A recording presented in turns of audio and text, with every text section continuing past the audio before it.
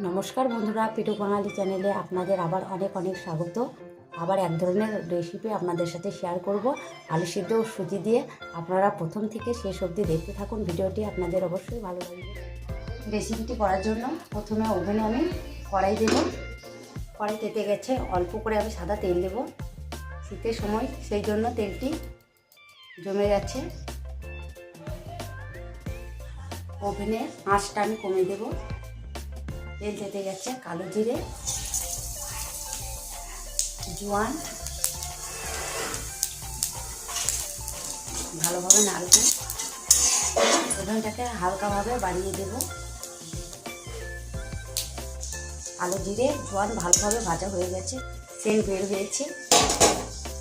এবারে কাঁচা লঙ্কা, শুকনো লঙ্কা, ধনে পাতা দেব, জল দেব।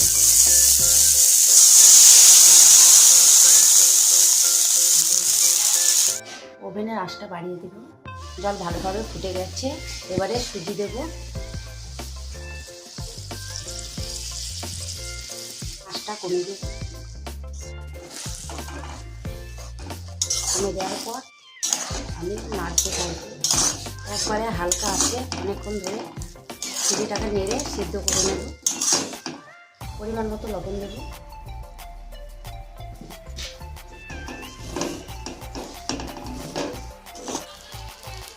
সুজি ভালোভাবে সেদ্ধ হয়ে গেছে, ওভেন বন্ধ করে দেব।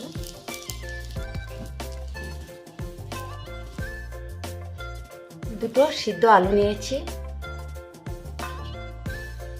আমি গ্রেটারের সাহায্যে গ্রেট করে নিচ্ছি। আপনারা চাইলে হাতেও করতে পারেন। আলু আমি গ্রেট করে নিলাম, আর একটিকেও সেমভাবে গ্রেট করে নেব। গ্রেটারে গ্রেট করলে কি হয় যে দানা দানা ভাবটা থাকে না, হাতে মাখালে হয়তো গোটা গোটা দানা দানা ভাবটা থেকে যায়। আলু দুটোকে ভালোভাবে গ্রেট করে নিয়েছি। এবারে সুজি সিদ্ধগুলো এতে দিয়ে দেব।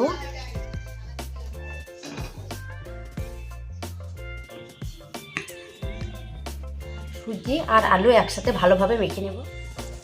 সব কিছু ভালোভাবে মেখে একটি ডো বানিয়ে নিলাম। হাতে সাদা তেল নিয়েছি, ডোয়ের উপর দিয়ে ভালোভাবে মাখিয়ে দেব।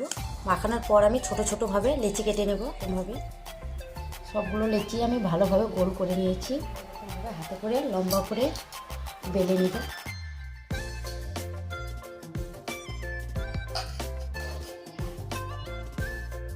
একটিকে আমি এরকমভাবে হাতে করে লম্বা করলাম, এরকমভাবে সবগুলোকে করে নেব। ঠিক এরকমভাবে আরও একটি বেলে নিলাম। সবগুলোকে ঠিক এরকমভাবে লম্বা লম্বা করে বেলে নিয়েছি। এবারে তিনটি করে নেব আর ছুরি করে কেটে নেব। এরকমভাবে কেটে নেব, ঠিক এরকমভাবে কেটে নেব।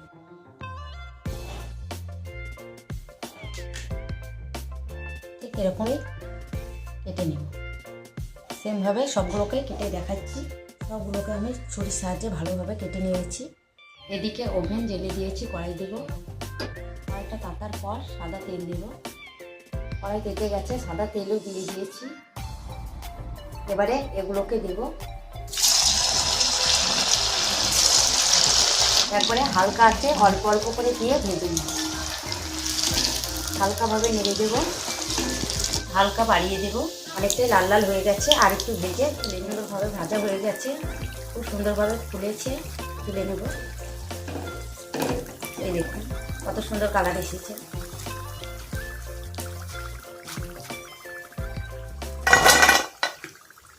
সেমভাবে সবগুলোকে ভেজে নেব।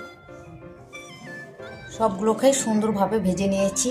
এই দেখুন কতটা মুচমুচে হয়েছে, দেখুন। এই দেখুন